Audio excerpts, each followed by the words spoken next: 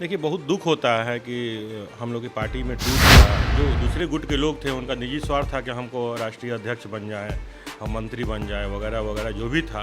हमको तो लगता नहीं है कि जो स्वार्थ है उनका स्वार्थ सिद्ध होगा। आपको पता होना चाहिए कि अभी जो इलेक्शन कमीशन का जो एक छोटा सा बयान आया है कि अभी भी जो है बंगला है वो चिराग के पास ही है। लेकिन अंदर अंदर अब क्या बात थी, कैसे थे, क्या उनकी निजी स्वार्थ थी और किस कारण से चल गए, हम क्या कह सकते हैं।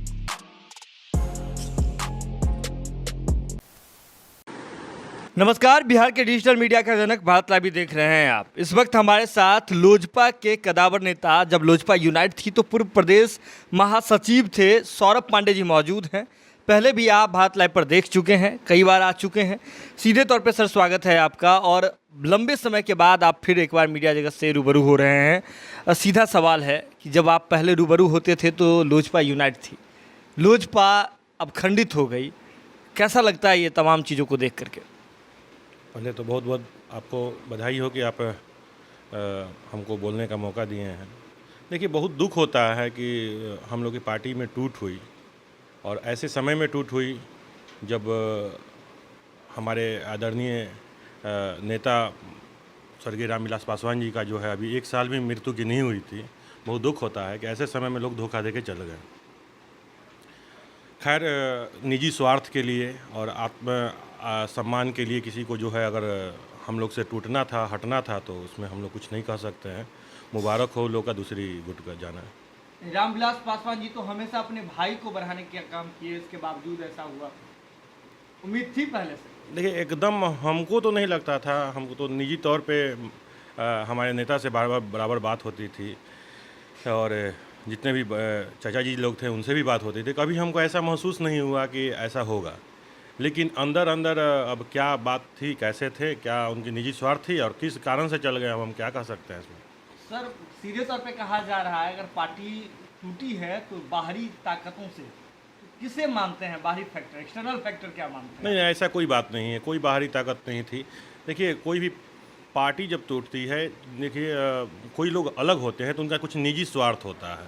आप देखें कि निजी स्वार्थ था।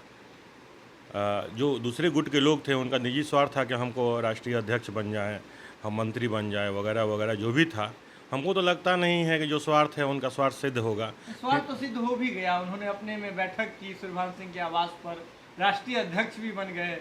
नहीं, देखिए वो जो था वो अपने आप में अपने मुंह मियाँ मिठू बनना होता है।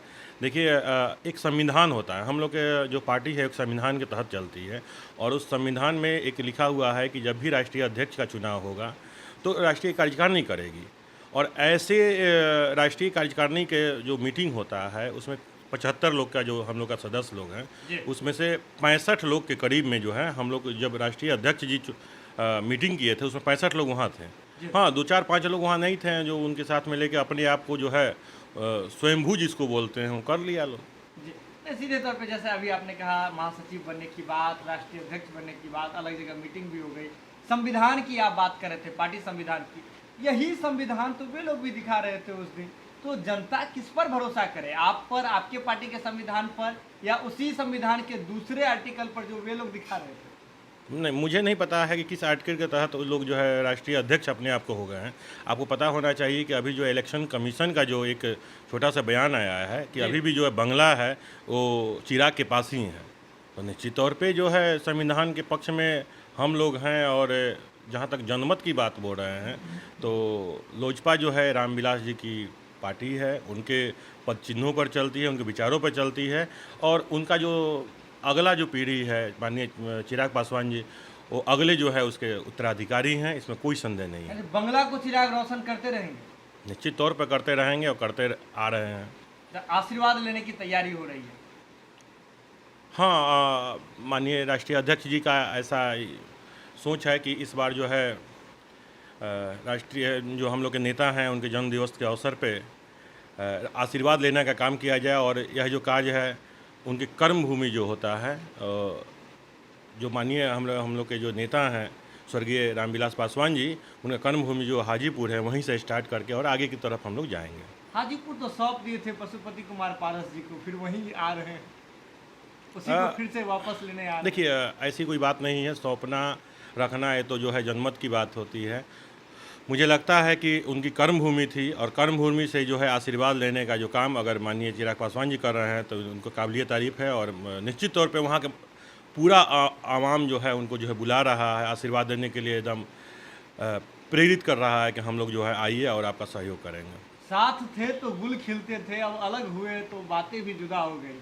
सीधे तौर पे अगर बात करें तो पशुपति कुमार पारस जी के गुट से संजय सराफ जी ने बड़ा आरोप लगाया था चिराग पासवान पर कि हेलीकॉप्टर का इस्तेमाल को लेकर के, कि विधानसभा चुनाव 2020 के दौरान हेलीकॉप्टर का जितना इस्तेमाल हुआ उसे कांग्रेस के किसी नेता ने फंड किया था।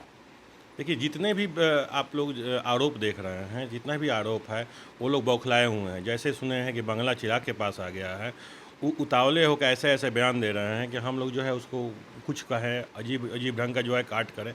ऐसा कुछ है नहीं, ऐसा कुछ नहीं है। उनके पास है तो प्रूफ करें, उसके बाद हम लोग बयान देंगे उस पर कि क्या करना है क्या नहीं करना है। ऐसा कुछ नहीं है। आप कह रहे हैं कि बंगला चिराग के पास है, लेकिन उनके पोस्टर पर बंगला तो सबसे मजबूत दिख रहा है। देखिए, बंगला जो है वो हम लोग के माननीय राष्ट्रीय अध्यक्ष जो है चिराग पासवान जी के पास ही है। और ज़बरदस्ती जो है वो लोग अगर सदस्य बनना चाहते हैं, रहते हैं तो स्वागत है, उन लोग को आएँ। जबरदस्ती वाले का भी स्वागत है। हाँ हाँ, सबका है, सबका स्वागत है। लोजपा सबके लिए है, उसमें कोई दिक्कत नहीं है। आए वो लोग सहयोग। माननीय राष्ट्रीय अध्यक्ष माननीय स्वर्गीय रामविलास पासवान जी का जो जयंती है उसको मना रहे हैं, स्वागत है उनका, मनाएं। आप भी सौरभ हैं और वे लोग भी जब अलग हुए थे तो सौरभ पांडे पर ही बड़ा आरोप लगा रहे थे, जो चिराग पासवान जी के राजनीतिक सलाहकार हैं। कह रहे थे उसी के कारण जो है लोजपा दो फाड़ हो रही है। लगता है आपको? देखिए, जितने भी आरोप हैं सब बेबुनियाद हैं। इसमें दो फाड़ होने का एक ही कारण है, निजी स्वार्थ। अपने आप को बड़ा समझना।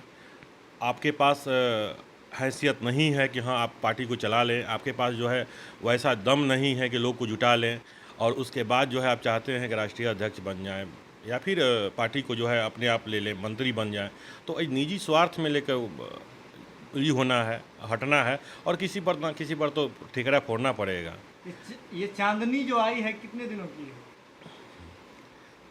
देखिए, एक बात बोलेंगे कि मुश्किलों से जो डरते हैं जहरीले खार होते हैं, और बदलते वक्त की तकदीर वो खुददार होते हैं। हजारों डूबते हैं खुदाओं के भरोसे पर जो चप्पू चलाते हैं अक्सर पार होते हैं। और हम लोग चप्पू चलाने वाले हैं। अभी तो हम लोग का आशीर्वाद यात्रा स्टार्ट हुआ है, अभी अक्टूबर से पद यात्रा स्टार्ट होगा, और देखिएगा कि पूरे बिहार में किस ढंग का जो है क्रांति आएगी। और वो जो क्रांति है उस क्रांति में जो है ये जितने भी छोटे मोटे लोग हैं वो तो बह जाएंगे, और बड़ी जो कामयाबी है हम लोग का जो है पास में होगी। जो चप्पू चलाते हैं वो नदी पार होते हैं, जो बंगला रोशन करते हैं वो चिराग होते हैं। चलिए, इन्हीं शब्दों के साथ अभी हमारे साथ सौरभ तिवारी जी जुड़े हुए, सौरभ पांडे जी जुड़े हुए थे। तमाम मुद्दों पर बेबाकी से अपनी बात रख रहे थे। बहुत दिन के बाद आज आए हैं, तो देखते रहे अभी बात लाइव। खबर को देख लिया तो जो थे इसे शेयर करने की, शेयर करके अन्य लोगों तक पहुँचाने की बहुत बहुत धन्यवाद। अगर ये वीडियो पसंद आई और वह बिहार के राजनीति और बिहारियत से सरोकार रखेनी तो सब्सक्राइब बटन दबा के चैनल के सब्सक्राइब कर ली। ओजे एगो घंटी बा, ओकरा बटन दबा देला से कुल सटीक और मारक खबर रुआ मुफ्त में मिल जाई। अगर रुआ पत्रकारिता के हमनी के नया प्रयोग में सहयोग कर चाहतानी तो ज्वाइन बटन दबा दी। पेटीएम नंबर नोट कर ली 9386816700। धन्यवाद।